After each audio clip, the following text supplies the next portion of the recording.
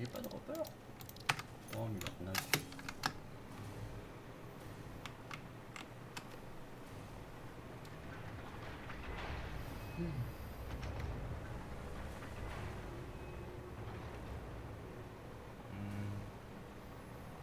D'abord je veux voir comment ça va interagir avec soi-même.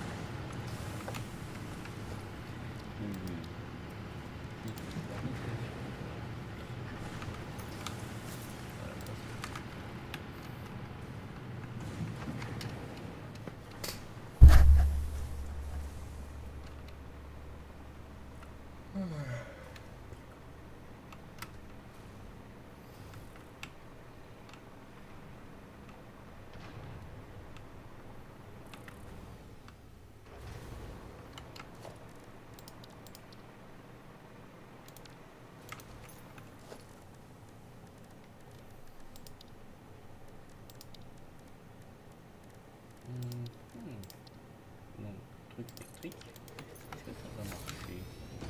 No power.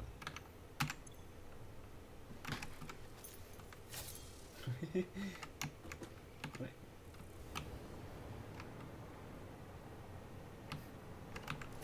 Ah, parce qu'il faut une station. Tiens, c'est quoi?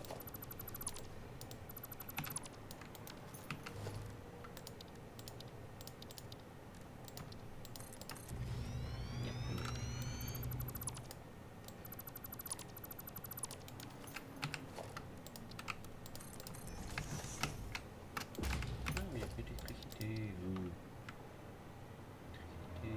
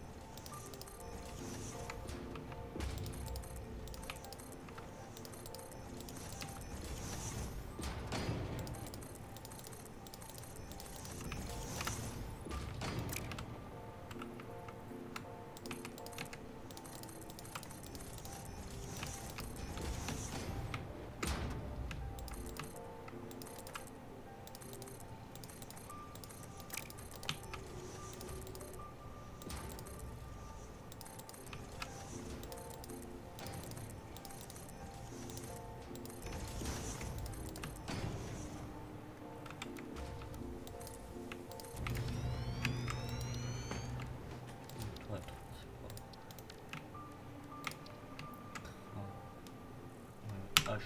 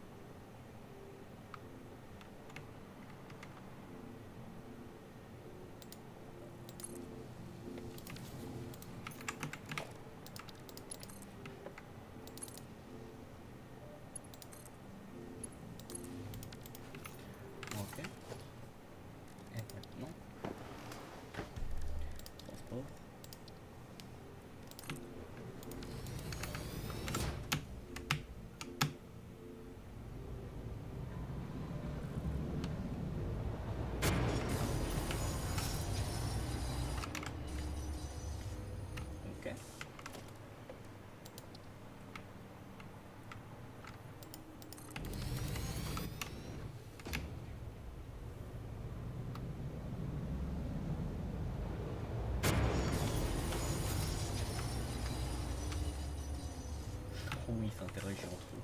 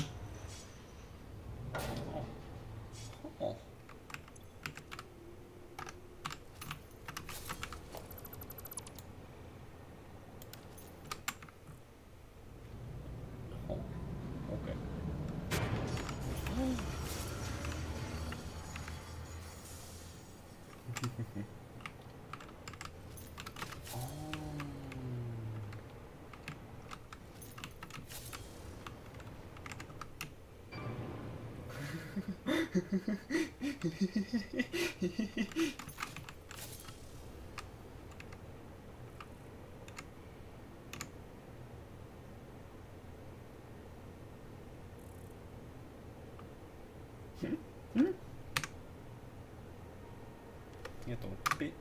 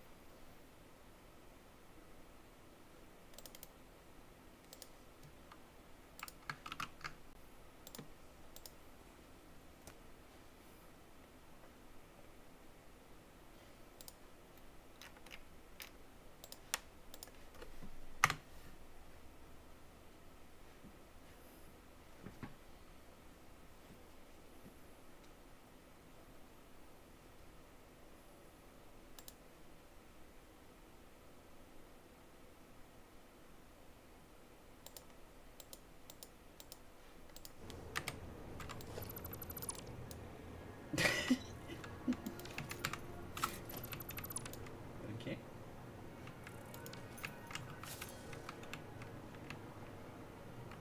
Mais attends, mais toi je peux même plus.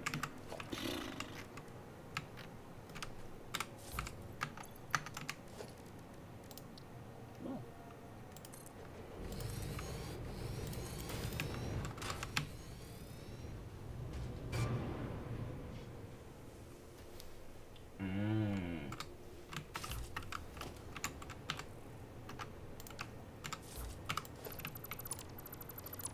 Ok, j'ai Kemfang. Du coup, il faut plus de longueur.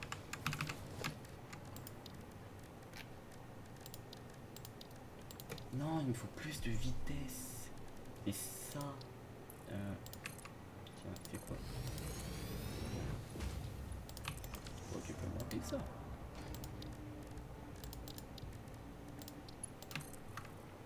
Oui.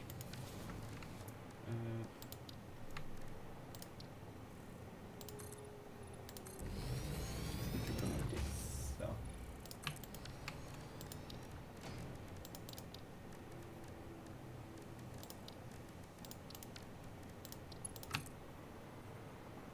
Non, non.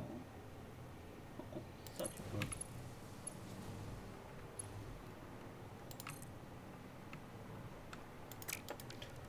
Ouh, attends. Parce que là, du coup, ça va donner de la vitesse. Et tiens, disons, je fais un peu genre comme ça, comme ça, comme ça, comme ça, comme ça. Et qui continue de légèrement monter. Monte. Voilà. Et que du coup, toi, je te fais prendre 3 tonnes de longueur en te faisant.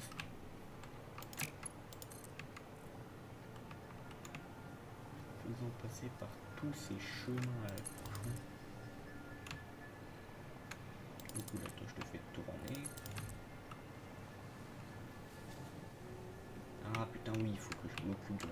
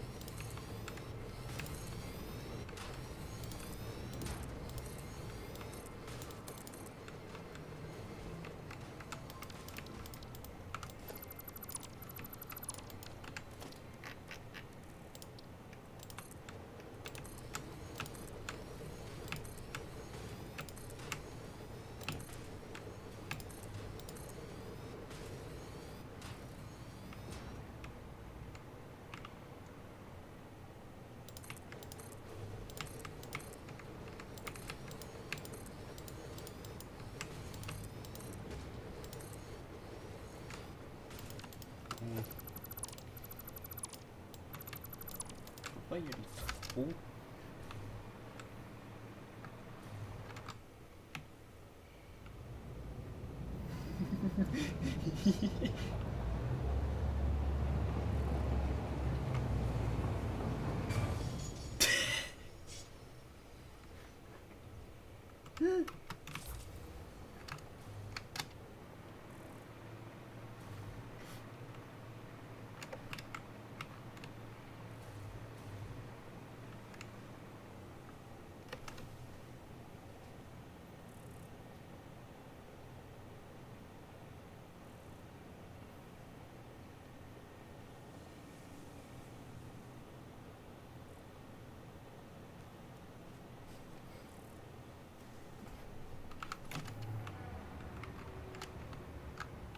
C'est une collision avec ça ou pas?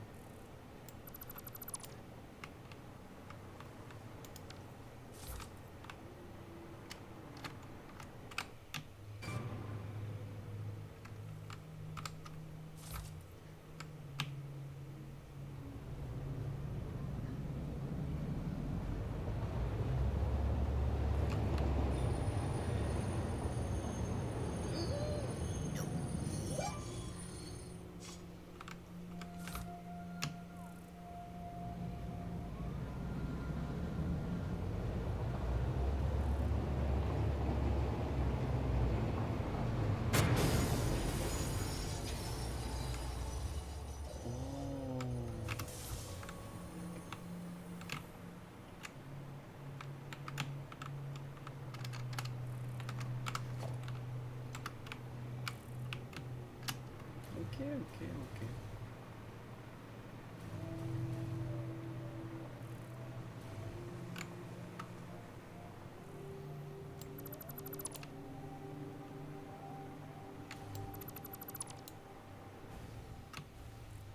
Oh merde.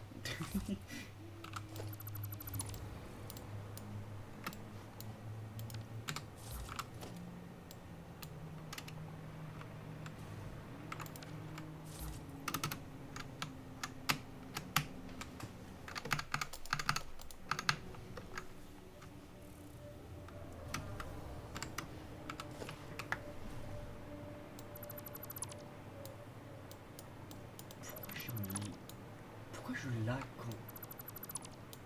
Ouh. Ok, je suis en train de taper dans un truc qu'il faut pas taper.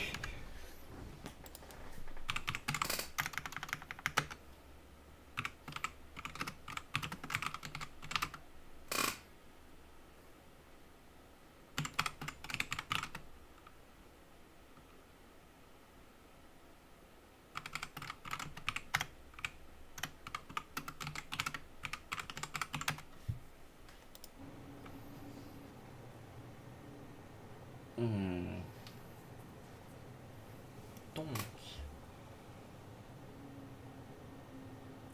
il faut un moyen pour que le train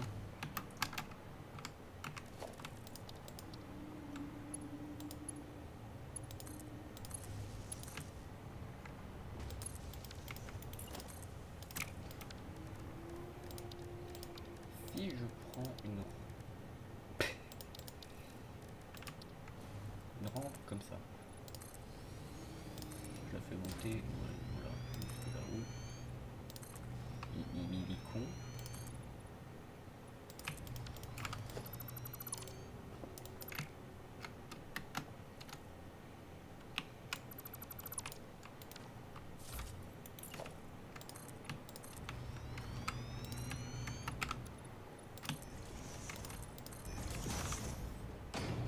C'est quoi là? C'est juste une sécurité en tant qu'essai. Voilà.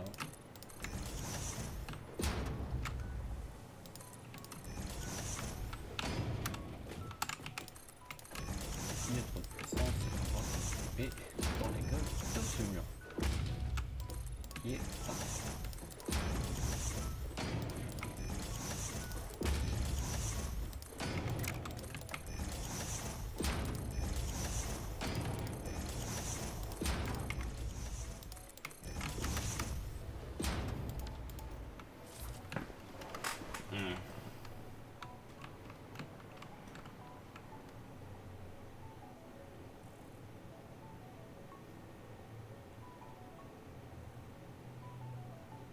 Donc, on a ceci.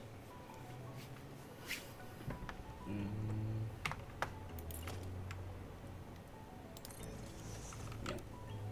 Ouais, en zoom.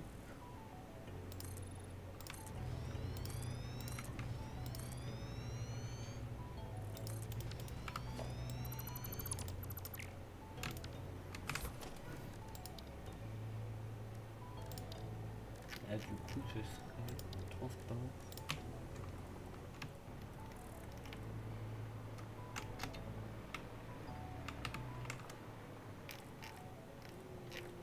What?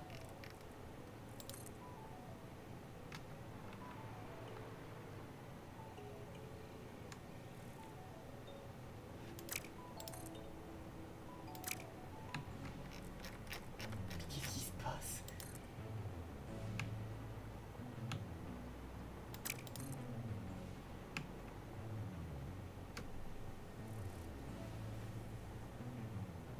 J'ai vu.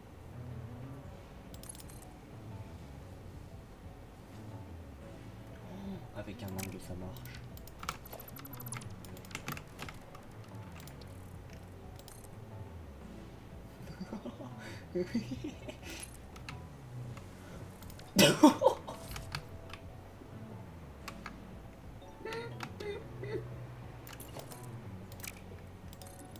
Bien.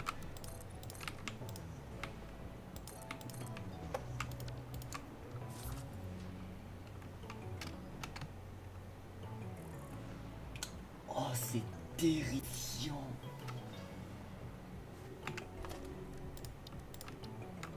Oh, c'est incroyable.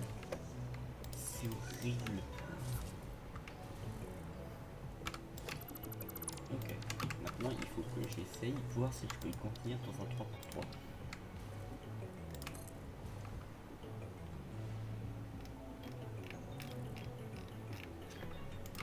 Ok, donc toi il faut que je te mette un angle plus fort. Encore. Oh. Ok.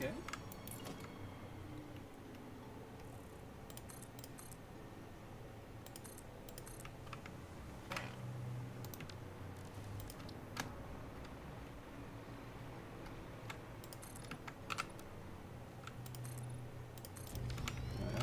Et maintenant...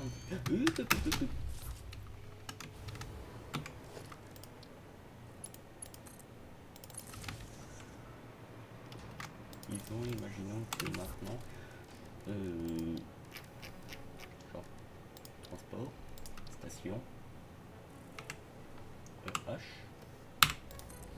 tour de magie.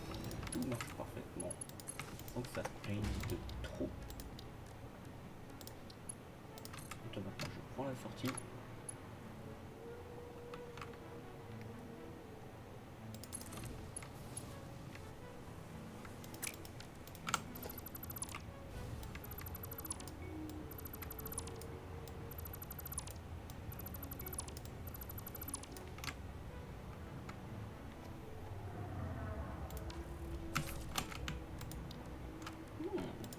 Comment connecter les deux?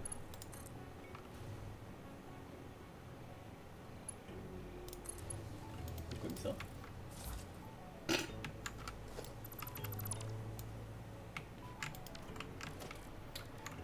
Donc maintenant si je prends une petite voiture électrique, disons que nous en faisons juste 3 pour le moment, que je viens, je fais...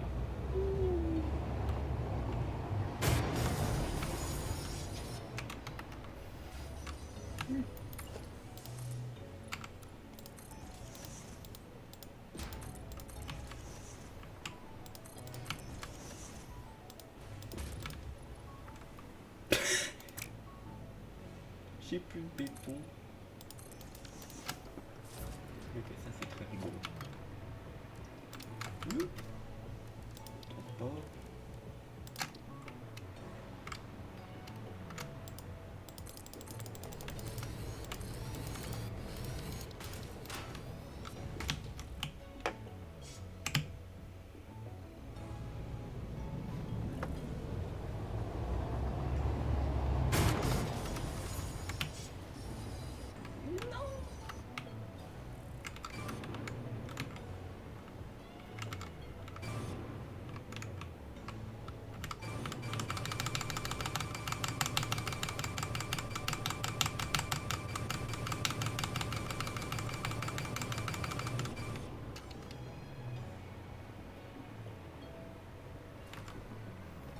Ok.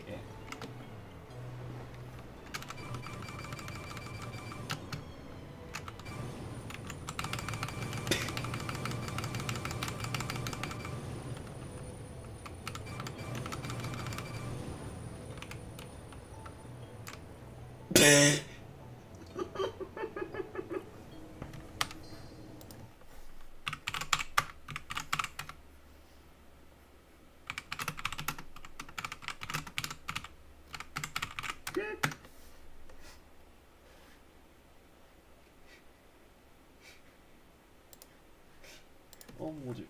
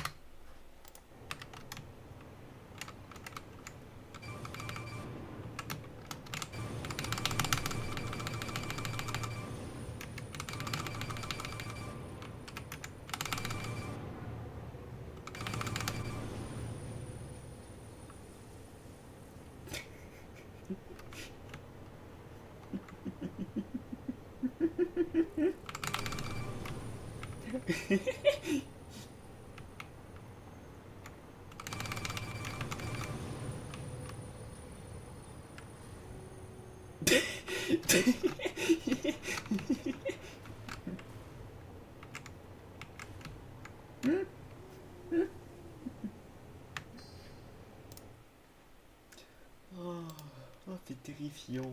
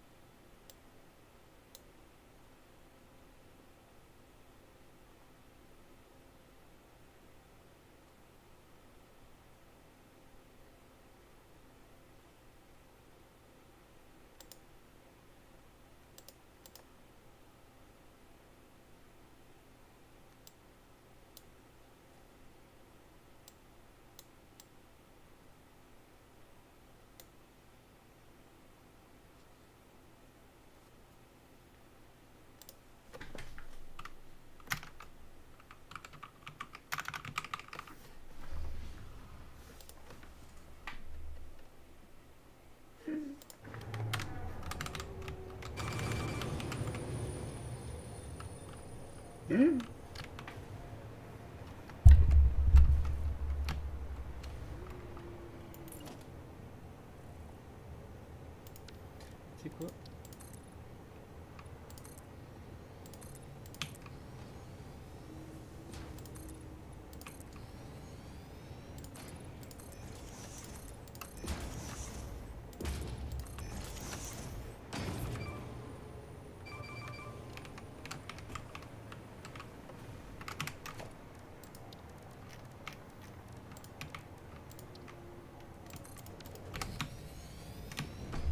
Qu'est-ce qu'il peut se passer si je leur rentre dedans à ces cons?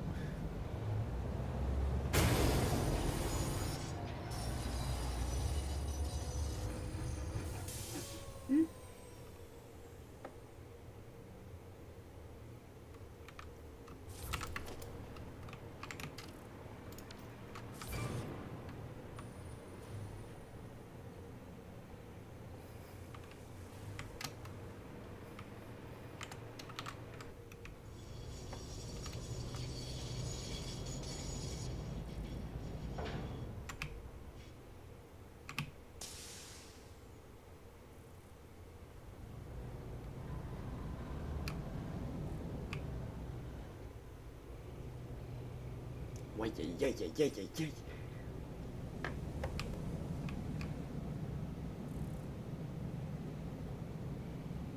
Oh putain la save.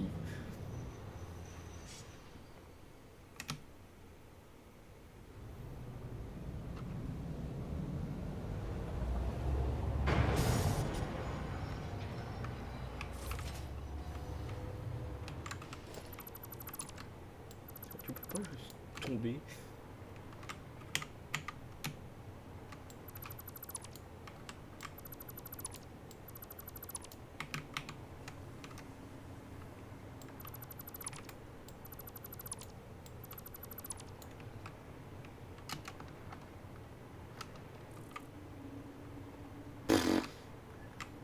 Ok.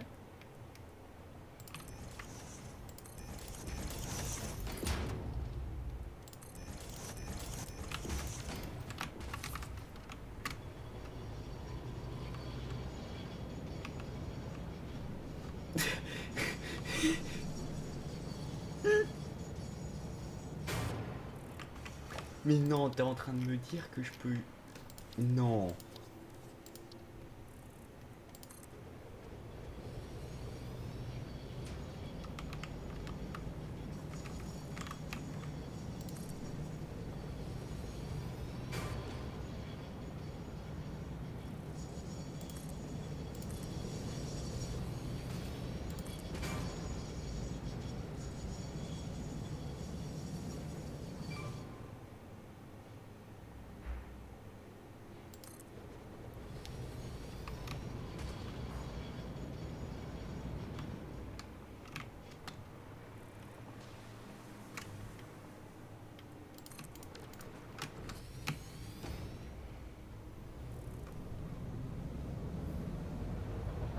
Salut.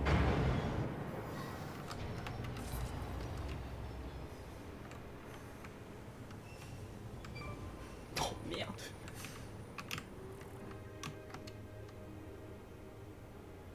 Allez.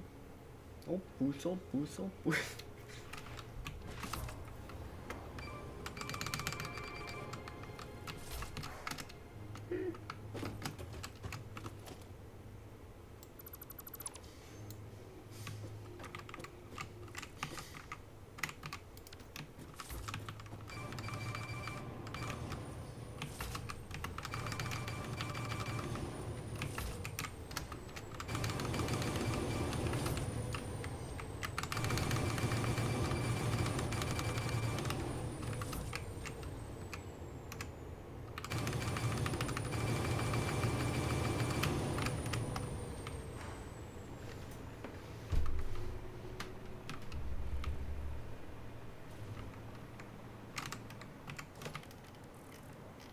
Ok, donc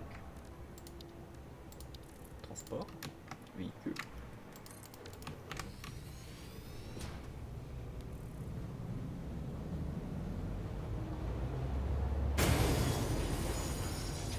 Ouah, ça bouge même pas.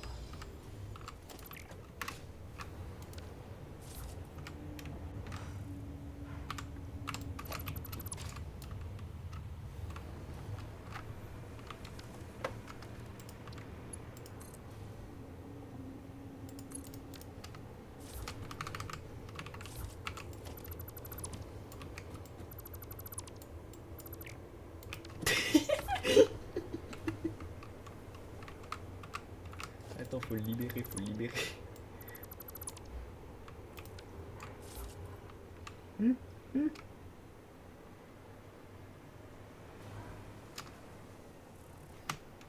Le vol, mon petit. Ouais.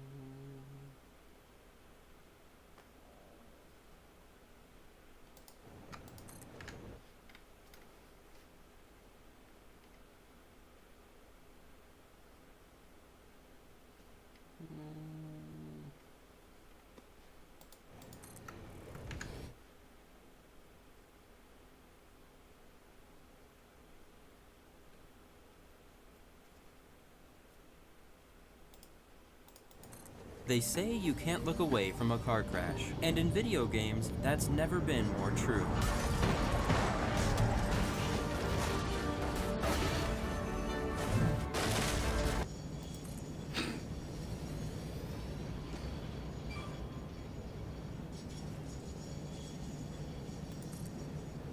There's nothing more satisfying than wrecking a car in a video game, but what makes a crash so much fun?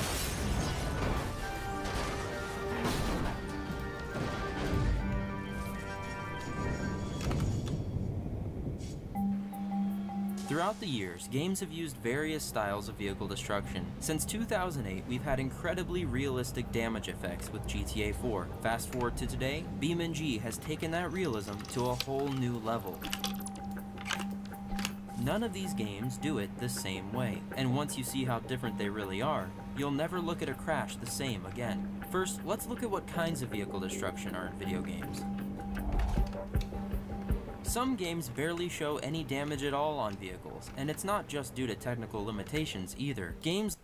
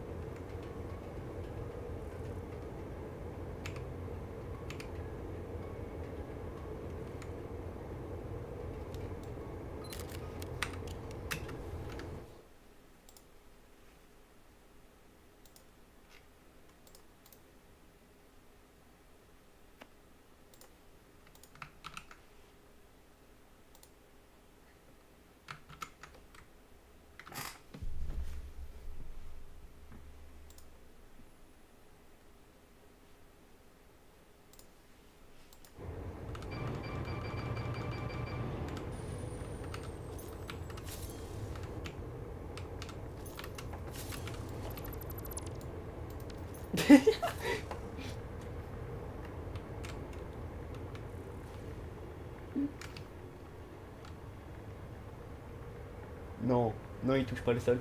Il touche.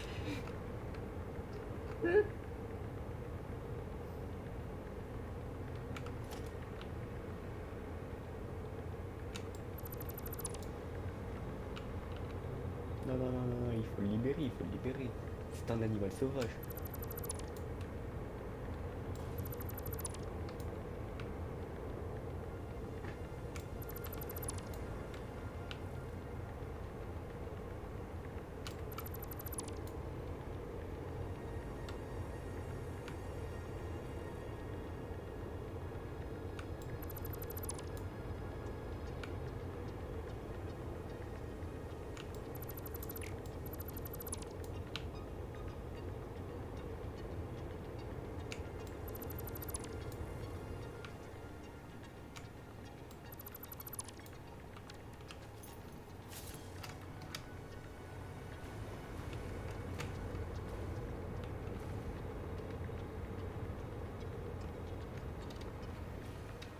Parfait.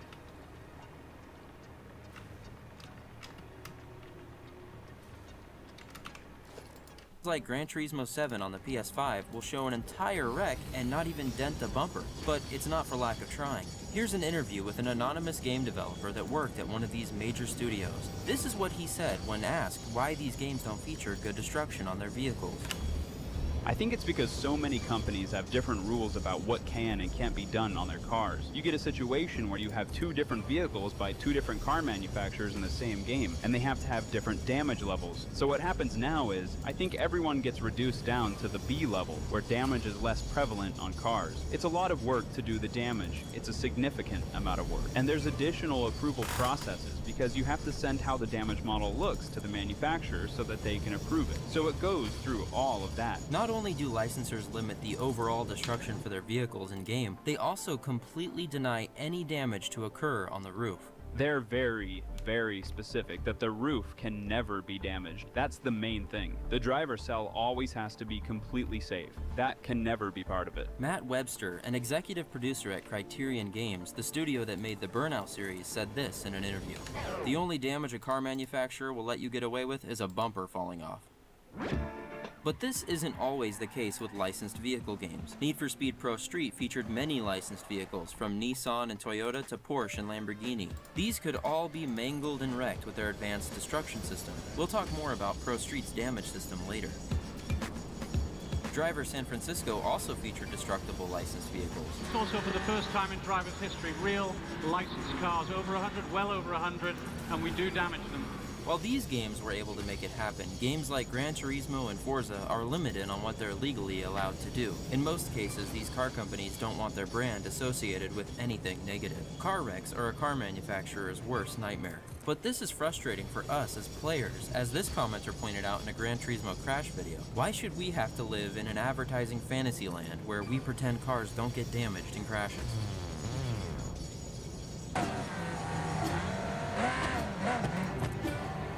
Life isn't about the destination. It's about the drive. Every mile tells a story. Every curve reveals who we are. This isn't just a car, it's a promise. A promise that nothing can break.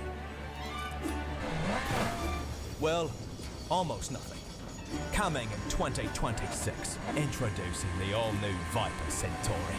Complete with a 0-star safety rating, approved by lawyers everywhere. Available for pre-order now. Viper, engineered to last until impact. When developers couldn't make cars realistically fold up like paper, they leaned into something simpler, shader-based destruction. Dirt, scratches, broken glass, these became the go-to solution. It was just enough to give the illusion of wear and tear without tanking performance, or in some cases, upsetting the car companies. These scratches and dirt effects are basically a shader effect over the car model. Even games with advanced destruction still use these shader effects. In GTA 4, scratches develop on your car when you grind against cars or walls. Bullet holes appear when you shoot at the metal on the car, and when you completely destroy a car, a darkened burn shader covers the entire car. This is Jack Griffin, who worked on Burnout Paradise. And what is a racing game without the stars of its show? What was so important for Burnout is crushing them and crashing them. Developing new shaders, new destruction and impact shaders for the cars was new, because we knew with the camera, the slow-mo camera, you'd be able to see close-ups of the vehicles, so we had to develop a whole new shaders. The scratches and damaged textures had to be good enough in this game to watch develop in slow motion. You can see how the scratch shader effect slowly appeared in areas that were hit.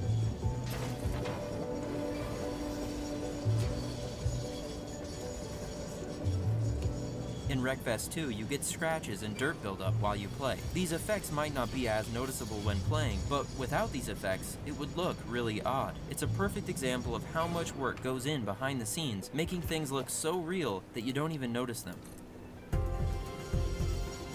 The most used technique for vehicle destruction is where a game will quickly swap out a model with a pre-made damaged one.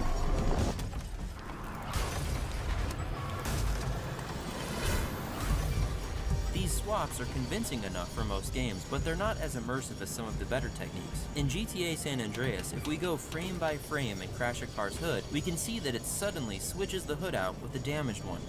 This is true for all of the components on any car. Driver 3 does its damage similarly. The frame itself is actually never affected, only the detachable components can be damaged. The roof on any vehicle remains undamaged no matter how much you roll it. The Simpsons Hit and Run does it similarly, except other civilian cars don't actually have any damage effects other than smoke and exploding. You can also drive the car after it's exploded. Wow, this car sure can take a beating. Even PlayStation 1 era games were able to take advantage of this method and make it look convincing. Vigilante 8 Second Offense was a vehicle combat game. Each level let you free roam the map and battle it out with the other cars. The damage effects were convincing enough, and the damage system made the combat rewarding.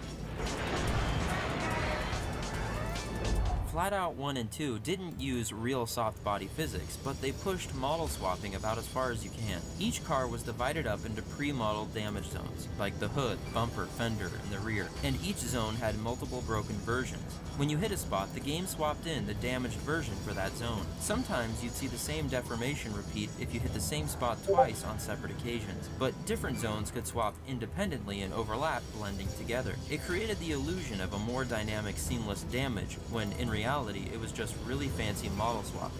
Here's 3 separate occasions crashing the car. You can see it uses that same damage model on the roof. Model swapping is the least interesting damage system to play with, but it really is cool to see how older games faked it till they made it.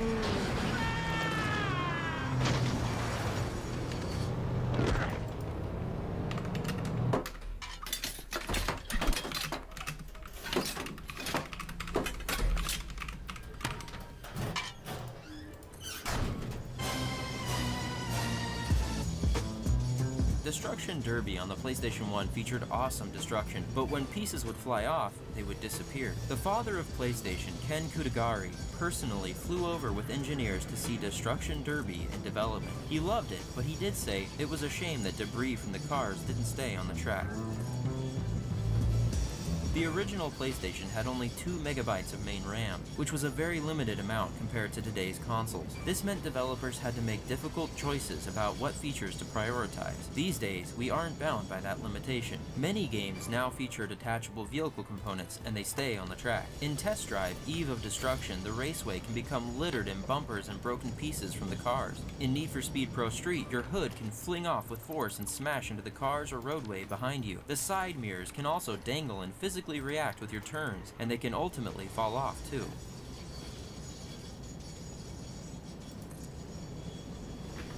Back in the 3D era GTA games, cars were comprised of many different pieces.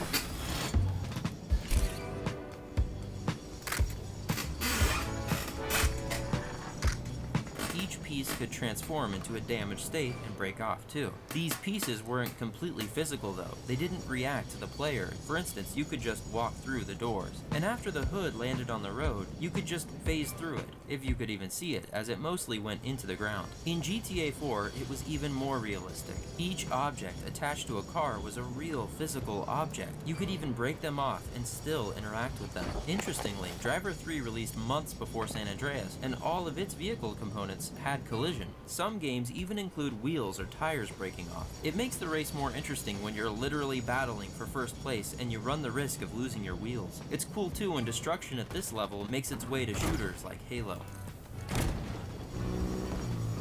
It's also cool when items can be in the bed of a truck and you watch them shift around or even fly out. In Street Legal Racing Redline, literally every component that makes up the car could be removed, even the seats. Banjo-Kazooie, Trailmakers, Space Engineers, Kerbal Space Program, Brick Rigs, Crossout, and Besiege are all games where you build your own vehicles. In these games, they're built block by block, or piece by piece, and they use a rigid body physics system to break apart the components. Not only do you get to create your own vehicles in these games, but you also get to destroy your creations. These destruction features make it so you have to build these vehicles with destruction in mind, so your vehicle can withstand the situations you put them through. Putting them to the test becomes a gameplay loop in it of itself. In GTA 5, when you crash an airplane, it basically destroys into all the pieces or chunks that make up the airplane. It doesn't look very realistic like an airplane crash in BeamNG does, which we'll look at later. But it's good enough for a game made in 2013. GTA 4's helicopter crashes were always impressive because you could rip off the tail of your helicopter by hitting a building with it, then you'd lose control and start twirling through the air. It's easy enough to have vehicle objects detached from the body, but how do game developers take this a step further?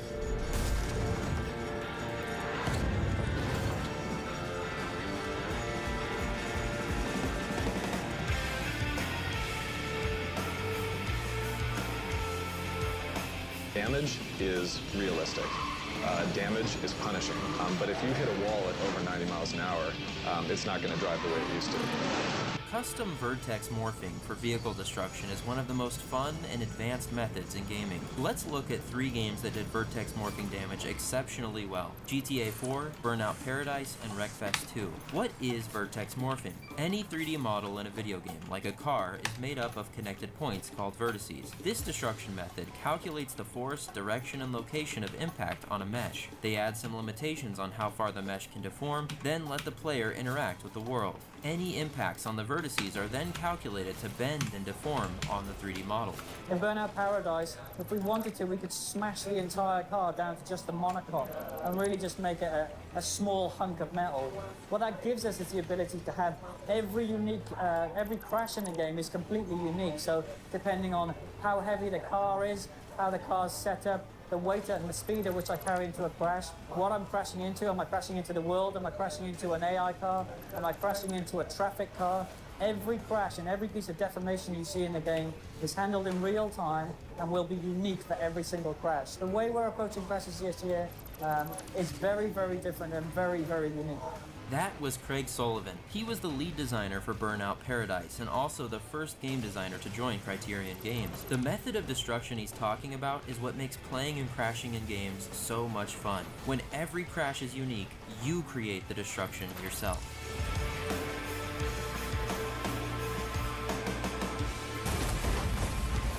Also in online, use of PlayStation Eye is just absolutely key for us. Every time you make them crash or they make you crash, we take your picture and show it to the player. We call that a mugshot.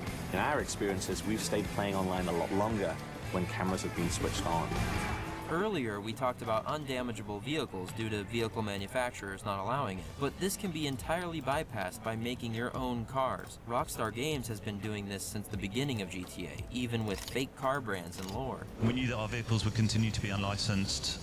It meant that we could do whatever we wanted to them, really. We weren't beholden to a manufacturer to tone it down or to be a lot more careful about how we tore them up. Car manufacturers often very understandably protective over letting their vehicles be destroyed, though we knew they still had to be believable as well, so obviously based on a lot of real life muscle cars, sports cars, other weird and wonderful things. Without the limitation from licensed vehicles, damage can take front and center, even to the point where the vehicle can be torn in half. And we wanted to look as kind of sexy, smashed up as they were new. So a lot of previs on doing kind of crash test dummy style tests on what it meant to really kind of destroy a car, even tearing it in half. That was always one of our goals as well, the idea that you could just carve through a vehicle. This felt like a super burnout kind of thing to do, with some concept there as well, really destroying the vehicle. And we got it working in-game. Actually managed to get it working in-game, but yeah, unfortunately it proved too expensive to be able to kind of do that, so we had to leave that to the side. Unfortunately, tearing vehicles in half isn't in the real game, and many have also said that the destruction was better in the 1.0 version of the game, before DLC was introduced that downgraded the damage. But even in spite of this, the destruction system in Burnout Paradise is a lot of fun to play with.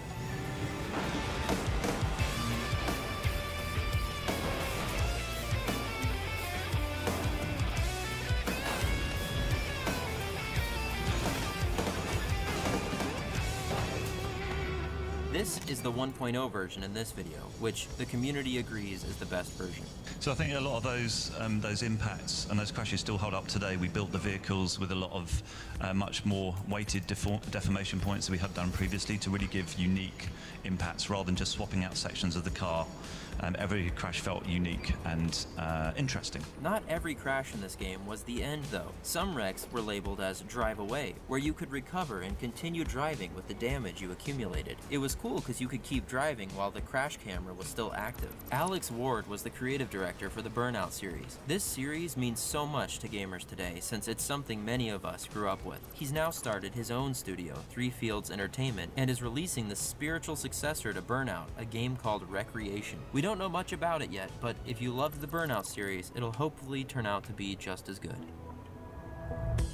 Another more well-known game to use this vertex morphing technique is GTA 4. In GTA 4, you can nearly flatten vehicles into pancakes. This is what destruction is all about. Nothing is cooler than jumping a car or a bus off a skyscraper and smashing it into the cars below, or repeatedly smashing a car into a wall until it's as narrow as a motorcycle. The frame itself bent in GTA 4 too, to the point where your head could stick out of the roof if the car was smashed in enough. In GTA 5, the damage was actually better in the original versions of the game. When the PS4 and PC versions of the game were released, they minimized the amount of damage that you could have on the cars, most likely because of the first-person mode. They probably found that the roof was denting into the player's view too often. A bonus game that did this was Crash Time. It used vertex displacement for its crashes. Though it felt more like an indie game, it's impressive to see better damage implementation than most AAA games. You could even flatten cars by ramming them repeatedly, just like you could in GTA 4. Wreckfest 2 still hasn't officially been released,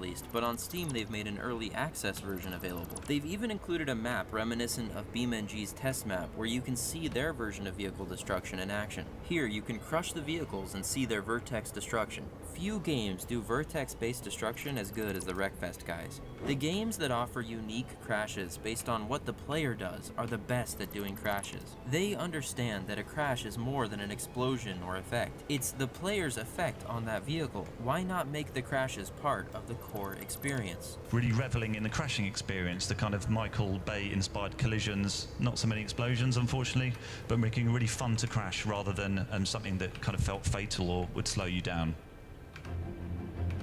Vertex deformation is one thing, but there is a method that completely surpasses all other vehicle destruction methods.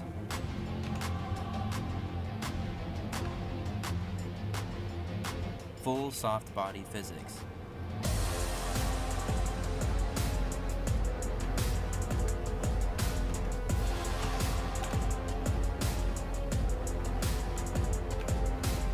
BeamNG was born from the passionate modders and developers behind Rigs of Rods. It took the soft body physics they pioneered and pushed it to the extreme, making BeamNG the most advanced crash simulator ever made, and arguably one of the best games on Earth for vehicle destruction. Yeah, so BeamNG is just, it's super unique because of the physics engine. So it's a physics engine that's completely different than, you know, the other video games out there. And that's because the forces actually travel through from like the wheel into the shocks into the body. The secret is, you have two mass nodes and they're connected by a beam. And the beam could basically transfer energy. It could absorb energy. It could, once it's compressed, it could extend a certain length, spring, dampening, rebound, all that stuff. When you have all these properties and all these forces flowing through the vehicle, that way you could simulate pretty much, most materials in the vehicle realistically. And then the vehicle could react realistically in any situation. And that's why, like the crashing is super nice, or like when the vehicle jumps and lands, like the forces pass through the vehicle really, really nicely. And, if you watch the YouTubers or slow motion, you could see the whole thing jiggle just like in real life. Amazing. That's what really separates us from the crowd, is we could really do things with these vehicles that, what these other people can't do. Every single component of a vehicle is simulated in real time, using nodes or mass points and beams, which are springs. With BeamNG's destruction physics, you can actually crush a car as if it were a real car in a junkyard. Every single component of the vehicle can be bent and detached. Each car is built like a real car, each piece properly placed and weighted. Every suspension point has to be dead accurate. There's a lot of suspension design that goes on, like kingpin inclination angle, like if that's off, or anti-dive, anti-lift. Wow. There's like all these like tiny things we have to figure out. And